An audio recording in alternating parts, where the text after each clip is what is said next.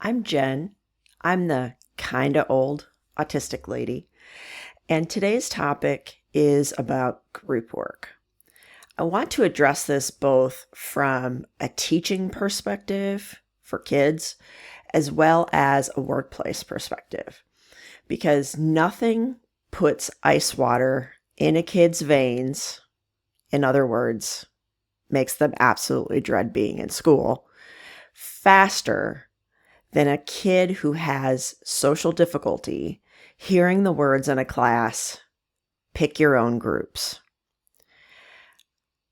From personal experience, I can tell you that as soon as I heard those words and I knew that I wasn't going to get picked, if it was like, let's say, groups of two and there were an odd number of kids in the class, and I'd be assigned and be the third kid in one group and every other group had two, or there's one other kid left and they happen to be a kid that I didn't get along with particularly well, or I had some sort of social history with outside of the classroom, I just dreaded working in groups.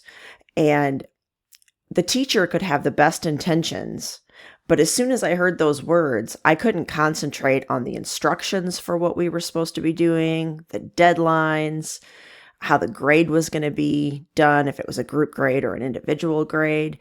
My ability to concentrate would just go completely away because of the social element of working in groups that I just didn't understand. And if it was bigger groups, let's say 4 kids, 5 kids to a group, it was even worse because I never knew what to do. And even if you're not autistic, and even if you're not neurodivergent,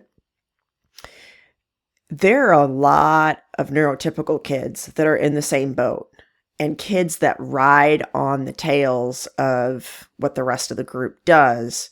They don't do any work, and yet they get the same grade everybody else does.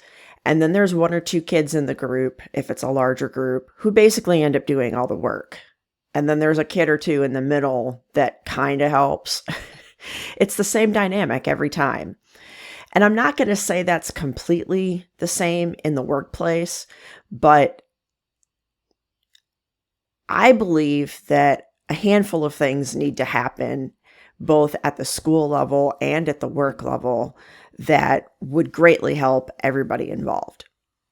So the first thing is, if you're a teacher and you have kids, whether they're elementary kids, middle school, high school, university, or college, if you feel that group work is the best way to learn something, step back and ask, what is working in the group achieving that working individually does not? Because sometimes we do group work because that's what we've always done. Or we choose group work because we think that there's too much work for one kid to do. Therefore, if we put them in groups, they'll just split it up and every kid will get a piece of it. Sometimes group work really shouldn't be done. I remember times, I have a degree in English literature, and it would be like, okay, one group has to read this book and then they'll present to the class what the book was about. And then this other group has to read a second book and they have to give a synopsis of what the book was about. And maybe there were 4 or 5 groups in the class. Well, that's not a good substitute for reading all those books. If I need to know the content of those books and some other group doesn't really understand the book or only hits certain things and there's other plot points that are really important, I don't really learn it. I need to read all those books to know. So first, ask those questions. Secondly, don't make kids pick their own groups. Just don't, because there are going to be social dynamics of the kids in the room or of the young adult students that have nothing to do with your classroom that make this difficult for kids who have poor social skills, whether it's autism, whether it's just being awkward, shyness, other disabilities. There's just a number of factors that when kids pick their own groups, the kid or 2 that's not picked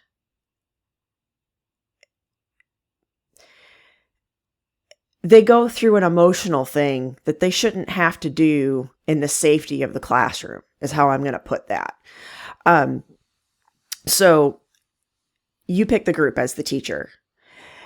And then thirdly, we don't actually teach kids how to do group work. It's like the whole socialization thing. Kids grow up on the playground or, whatever metaphor you want to use, and neurotypical kids sort of figure out how to be in groups. Most neurotypical kids. There are definitely kids that don't figure it out, that are neither neurodivergent nor able to figure it out. Those kids exist. They might be undiagnosed autistics, but that's just my background. But when we put kids in groups and then we just expect that they know how to do the group work and how to lead and how to split up work and how to understand how to deal with somebody who has special needs, we really do the kids a disservice. And I'm going to give an example. So, if you're not a teacher and you don't have a kid with special needs and you yourself didn't have special needs, or maybe you're an undiagnosed autistic person who is diagnosed later in life, and so you weren't identified as having special needs when you were in school, there are these things called IEPs. They stand for Individual Educational Plans. And what they are is any kid with special needs, there is a meeting with the teachers and the parents, and they decide, what are this kid's needs that are not going to be met by the standard way something is taught. In other words, how do we need to accommodate the child so that they can learn? And it could be anything from having a teacher's aide. It could be anything from giving both written instructions and verbal instructions. I mean, any number of things could be done as accommodations depending on what a child's needs are. And let's say that you have a kid in a classroom who is autistic. And let's say, for example, that the accommodation is that anytime there is an assignment, that they are to be given written instructions as well as verbal instructions. That's a pretty common accommodation, both for autistic children and autistic adults. Let's say you're the teacher and you're like, well, if I already have to type this up for this one kid, I'm going to do it with everybody, because everybody could probably benefit from having the written instructions as well. Maybe maybe they have ADHD and they weren't paying attention at that specific moment when you were saying the instructions, or, maybe there was a kid who was absent and their sibling is going to take their homework to them, and having the written instructions helps them. So let's say you're doing that with everybody, and you assign group work, and you have, let's say that autistic kid in a group with 3 or 4 other kids. And let's say that a different child is kind of volunteered to be the group leader. That kid doesn't know that the autistic kid in the group has an accommodation for that, because that's personal information to that kid. The teacher doesn't just tell the whole classroom, hey, I'm giving written instructions to everybody because, autistic kid over here needs to have that as an accommodation, so I've just decided to do it for everybody. No, that's a violation of the kid's privacy. So the teacher can't just say to the leader of this group, hey, by the way, I do this because this particular kid in the classroom needs this. But yet we expect the leader of that group to be able to work together with the other kids and do the entire project. But they're really, their hands kind of tied behind their back in a sense, because that autistic kid's needs don't go away just because that kid is in a group. So the teacher has to kind of step in and saying without saying, hey, by the way, give everybody in the group verbal and written instructions. And if you don't do that as a teacher, then you're not meeting that autistic kid's needs. And frankly, you're not meeting anybody else's needs in that group either, because if they're used to getting both written and verbal instructions on how to do things, and then all of a sudden they don't because you're afraid of how you can navigate that as a teacher, then the kids that have relied on that additional support all of a sudden aren't getting it either, even if they don't have special needs. So that's one thing that needs to be taught. Another thing that needs to be taught is how exactly tasks are divvied up in a fair way in a group. Because if a kid volunteers to be the leader, they have responsibilities toward the rest of the group. But children don't always understand that. They view being the leader as being in charge, as having power, of being an authority, of getting to tell other people what to do. And if it's not taught, that same mentality can flow into the workforce as well as kids turn into adults. But really what leadership is about is serving everybody else in the group. I mean, you may have heard of the term servant leadership. It's a business term. And so the leader, really, their job is not to have power and be in charge. The leader's job is to make sure that they empower the other people that they have on their team or in their group, if we're talking about school, to be able to do the best job they can on whatever work they're given, and to be fair in how they divvy it out, and to give supports to everybody on the team when they need it. But if we're not teaching that as kids, and we're just saying to a group of kids, here's this project, it's due on X date, pick a leader, and let me know what everybody's going to be doing, we're doing everybody a disservice. Another thing that isn't really taught, I don't think, in group work is an appreciation for how different individuals have different needs in terms of how instructions are given. And I'm not just talking about written or verbal. I, as an autistic person, if I'm given a task, I need to know exactly what that task is.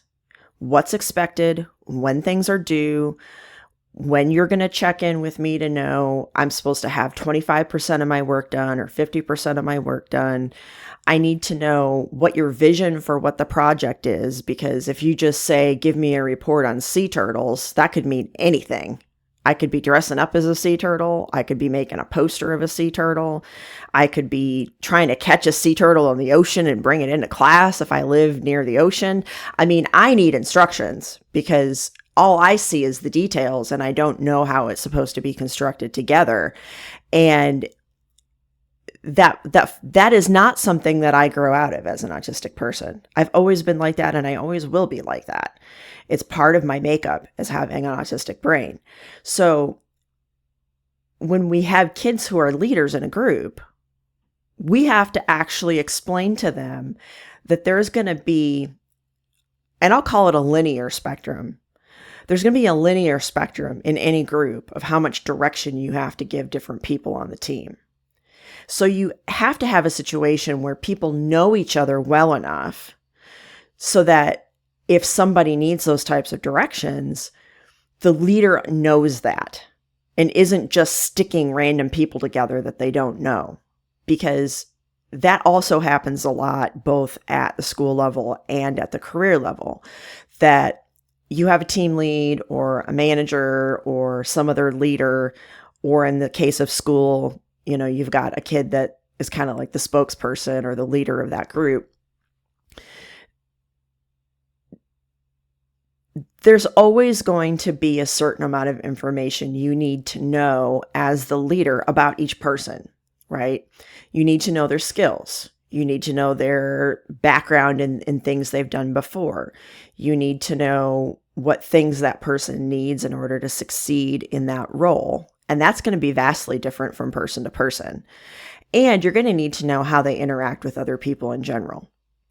Because there are a heck of a lot of kids, autistic and neurotypical, that don't understand how to interact in certain settings with their teammates or with other students in order to get a common goal met, right? So there may be somebody on a team And I'm going to say I fall into this. Okay. This is how I need things done for me is if there's a leader and they've divvied up the work or they've asked for volunteers for each type of work, if I get stuck with something that isn't in my background or training and I go, okay, I can tackle this. I need to learn something new. Great.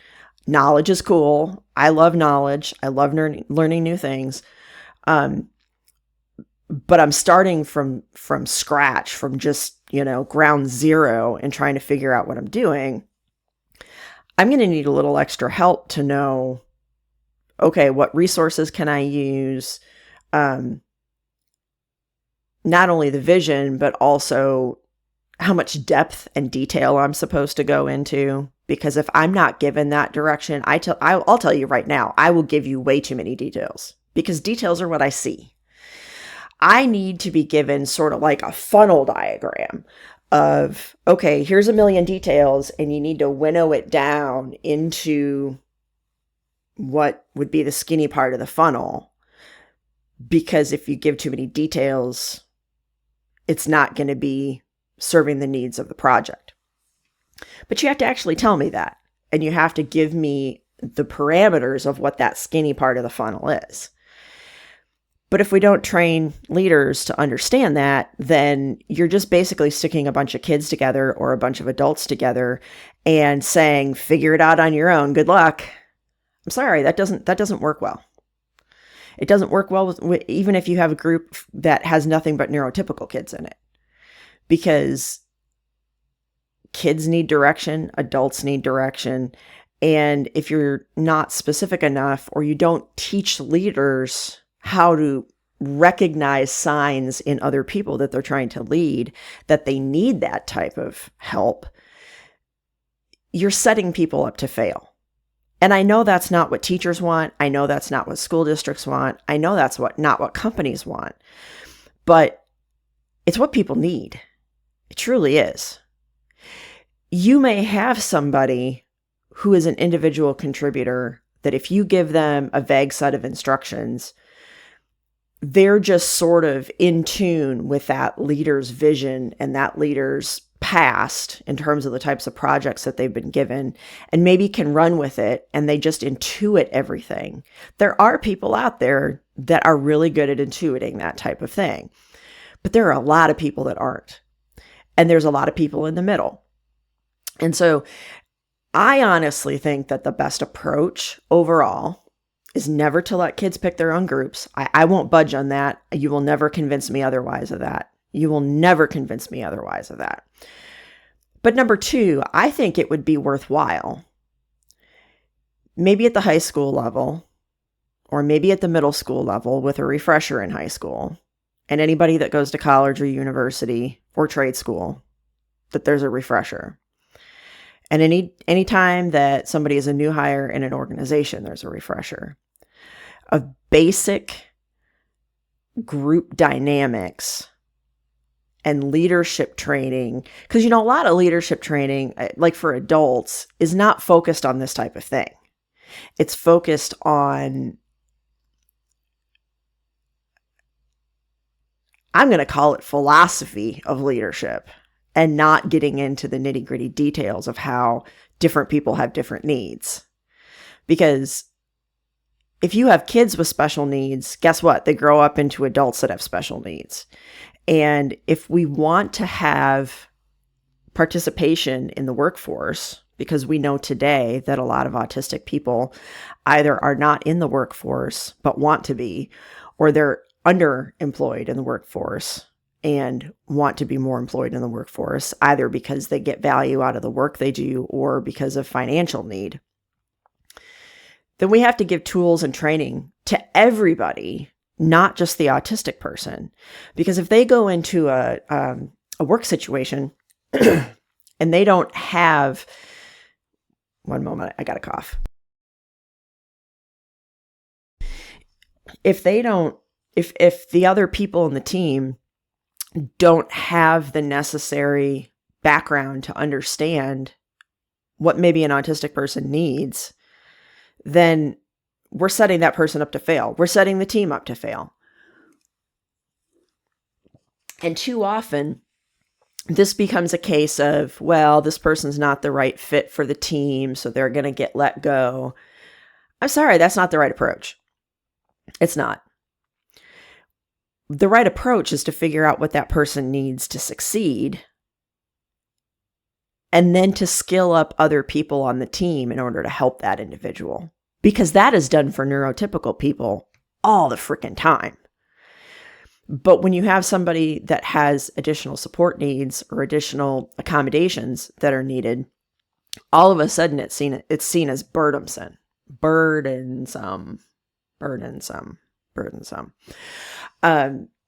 So I think that curriculum along the way, with refreshers that are age appropriate for how to work together, are super important. And the third thing is, I do not personally believe that at the school level, all the way up through college or university, that for a group project, there should be a group grade. Because undoubtedly, there are one or two people that did all the work if it's a larger group. Okay? Because kids are not good at divvying up work in a way when they know there's going to be a group grade that's going to be equitable. And what I mean by that is, if you've got 5 kids in a group and you've got one kid who's an all A student and they're trying to get into an Ivy League school or to get a full ride somewhere, like to a state school, and they are perfectionistic to the point of giving themselves ulcers because maybe they have pressure from their parents to be a straight A student. And believe me, there's a lot of households like that. And you put that kid along with kids who, they want to do well, but if they get a B, they're just fine with it. And even if they get a C, they're just fine with it because they're doing their best. And then you have kids that have special needs that absolutely can get that A or B if their needs are met. And you put them together in a group. You're going to have the kid who's got the pressure, either internal or external pressure, to be the all A student and get the full ride somewhere or get the Ivy League admission. That kid is going to drive themselves nuts if the whole team doesn't get an A. And so if there's a person on the team that they view as not doing their fair share, I have seen this dynamic over and over again where that straight A student starts to take it upon themselves to take work away from the people that are not doing their fair share because they can't stomach the idea of getting anything other than an A on the project. Even if that kid is not the leader, it happens all the time. And sometimes the leader of the group, when that sort of thing happens, doesn't know how to deal with it, but they're not going to go to the teacher because they're afraid of getting their classmate in trouble. And the reason that the other kid wasn't performing well enough, that straight A student took that work away or took it upon themselves to double up on that work just in case the other kid didn't do it. It might just be that the kid that wasn't doing their fair share didn't have clear enough instructions. It might be that kid maybe needs more time to do their fair share of the work. It might be that kid needs help from a teacher's aide to do their fair share of work.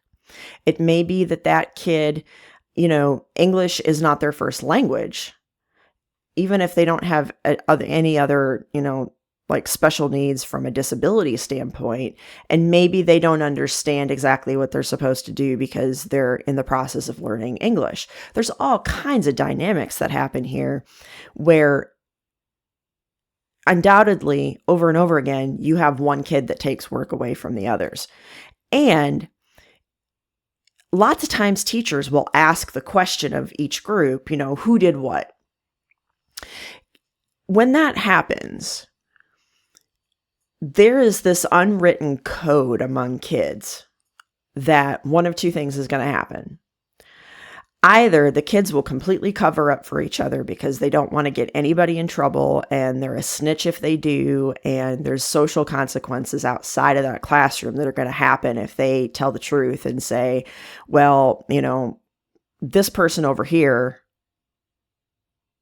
rided. I was going to say rode. They rode the coattails of the kids that were doing the work. Maybe they were capable and they just didn't do it. Or maybe they're in foster care, or they're homeless and they're living out of their car, or, any number of things. Kids are not going to snitch on each other in this scenario. Then there's the other scenario where there's a social dynamic that already exists, and there are kids that other kids don't mind snitching on because those kids don't matter. And it doesn't have to be the kid with special needs that's in that situation. And so in my experience, both having been a student, having been a teacher, having worked, for more than 20 years in the workforce as an adult, this doesn't change a whole lot in a work environment. I can't tell you the number of times that I have been in a work situation where maybe I was a little slow to get going on a project because I was asking a lot of questions, but I was fully capable of doing it. I'm a high-performing person. I always have been. But if there's somebody else on the team that doesn't think I'm moving fast enough, or is getting impatient with all the questions I'm asking, or is too, I'm too deep in the details and need to, see the bigger picture, where other people, coworkers, have taken it upon themselves to take work away from me. And then I'm stuck because I know that there's this unwritten code, even though I don't believe in it as an autistic person, that I don't want to get this other person in trouble because I have to work with that person. That person's on my team. We might be working together for 20 years, and I don't want to be on that person's bad side. So I've just let it happen because I'm very conflict averse.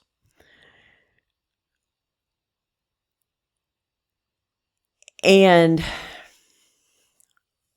the group grade, I know we can say that this emulates what happens in the workplace in terms of, like, let's say a team of people is working together and they have a project, and let's say it's subpar and the company loses a client over it or something like that. And that is a group grade in terms of that team didn't perform to the level that they were supposed to.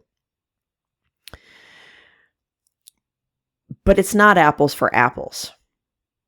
It's not apples for apples, because at the end of the day, the people on that team have their own individual performance review. And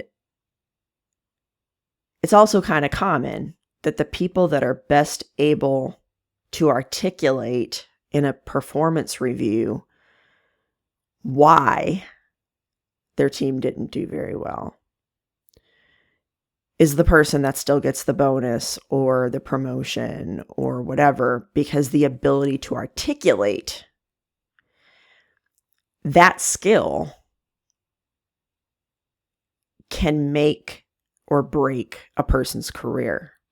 And a lot of people in the workforce, for whatever reason, whether because of a disability or just their natural skill set, does not lie in being able to articulate well why they weren't able to do something, or be able to articulate well why they were able to succeed at something. Because people aren't used to deconstructing and reconstructing and then verbally talking about their own work. It's not a skill that's taught. It's something that is innate to people. And so the group grade all of a sudden isn't a group grade anymore. Because if you lose a client, how often have you seen it that an entire team of people just gets let go, or an entire team of people doesn't get a raise, right? Lots of times it's nobody gets a raise because the whole company isn't doing well. Okay, I get that.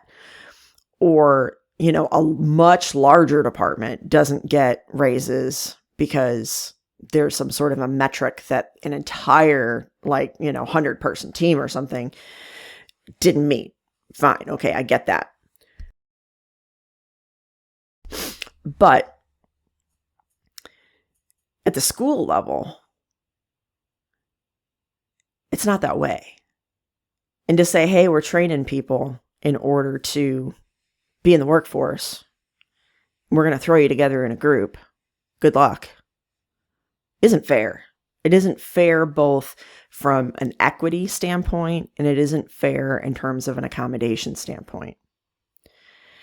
And then you add into the mix with kids that have a support person, like a teacher's aide or somebody that follows them from class to class for whatever reason. Maybe they have a physical disability, maybe they have a mental disability, maybe they have, any number of possible combo platter of reasons why they might need help.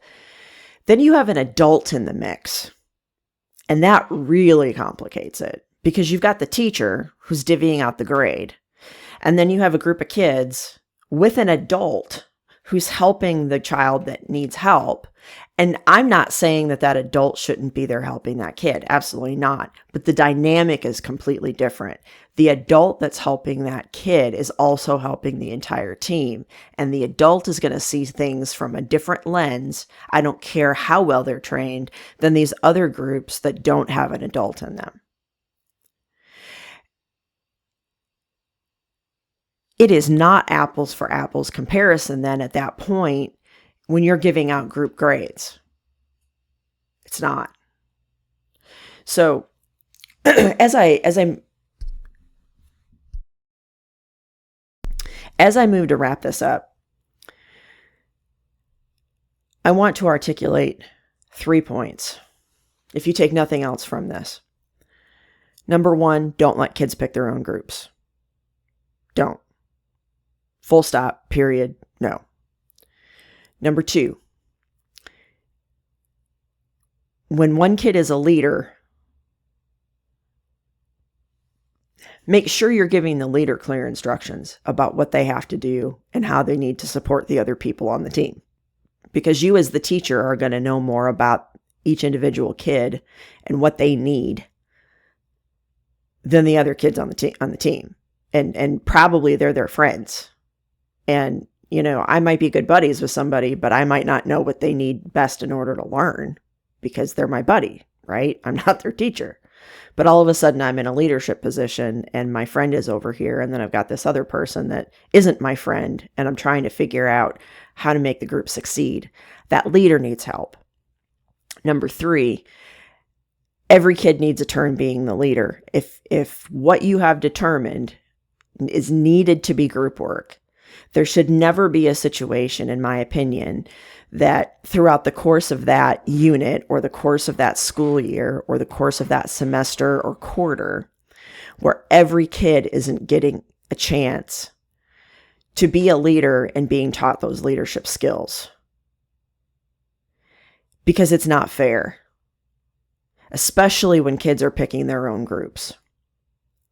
Because in a case of 2 kids together that have picked each other and that odd person out gets thrown into the group, there's a relationship dynamic there that is going to make it hard for that third person to ever be the leader with the existing social dynamic that's there. So these are just my thoughts. If you agree or disagree, drop me a comment. And know that it's easy for me to make these comments because I'm not in the education field anymore. I haven't been a teacher for over 20 years. And a lot has changed since I've been a teacher. And I understand that. And teachers have a lot of pressure put on them. They're pulled in many directions and they're not paid well enough. And they have all kinds of complications from administration, from parents, from the larger socioeconomic background of the school in which they teach. Teachers don't have an easy job. Okay. So this is not me saying teachers should magically be able to add another thing to their plate. Instead, what I hope this to be is Number one, a reflection on, is group work even necessary for this unit or for this thing that I'm trying to teach the kids? And number two, the people who are responsible for building curriculums and for teaching teachers and for supporting teachers it would be in their best interest to have a course or a unit on how to be a leader and how to be a leader in a small group. And teachers aren't just going to do that, right? They have to teach to the curriculum that they're given. And my 2 cents on this is a lot of teacher in-service days are wasted on stuff that is not valuable to teachers. Teachers are already professionals and they're being it's like they're being given remedial material just to fill time, I think, sometimes in teacher in-service days, when instead it could be used for something like this, because it is a valuable tool and it's something that would benefit the rest of society. And also, and I may get some people disagreeing with this, but I also do feel that there is a role, both in school and in the workplace, for somebody who is purely an individual contributor, who is not aspiring to leadership, who does not work well on teams, but does a damn good job at whatever they're good at, who a leader can say, you know what, we have to meet a client deliverable, or, kids have to know about sea turtles or whatever it is. And I may have a kid that their need in order to learn about those sea turtles, or an employee's need in order to just do a good job at what they're good at, may be not to do group work. There may be people and situations and teams and clients that would be better served by an individual just basically being told, here's the work I want you to do. These are the instructions. These are the goal benchmarks. I want 25% done on this date. I'm going to check in, and I want 50% done on this date, and I'm going to check in, and so on and so forth. To where there might be other people on that team that are doing group work, and they've, along with their manager or team leader, have determined that there are particular things that need to be done that can be divvied up to this individual contributor, but that they don't necessarily need to be in all these meetings and stuff in order to just be given work and do their work and do it damn well. I do think there's a place for that. I think there's a lot of people who fall into that category, autistic or not, who, yes, absolutely, when they're younger and absolutely when they're early in their career, you want to try to help them to do group work because it can be really beneficial. But at some point, you just got to say, here's somebody that absolutely is capable of contributing to this company, to society, to their local community, but they do it differently than other people, and we're going to use that skill set to our advantage. And I don't know how you work that into a classroom when you have an individual kid and then you got a group of 5, because they can't possibly take on the same amount of work, right? One kid can't do the work of 5 kids. So it's food for thought. I don't have all the answers, but what I do know is that group work causes undue stress for autistic people, a lot of undue stress. And there are ways to make it better. And there are ways to recognize when it's appropriate and when it's not appropriate. And I don't think enough thought is given to it. And at the end of the day, lots of times the autistic person is the one blamed at the end because they couldn't play well with others. So take my thoughts for what they're worth in your experience and leave me a comment. I'm very opinionated on this particular thing because not only am I autistic, but I've been an educator and I've worked in corporate life for, like I said, over 20 years. And I am somebody who is quite able to speak and articulate what some of these things are, where some members of the autistic community maybe aren't as able. Their skill set might be in something else. and maybe aren't able to articulate this as well as I can. And then I have something that I'm not as good at that same person can do a lot better.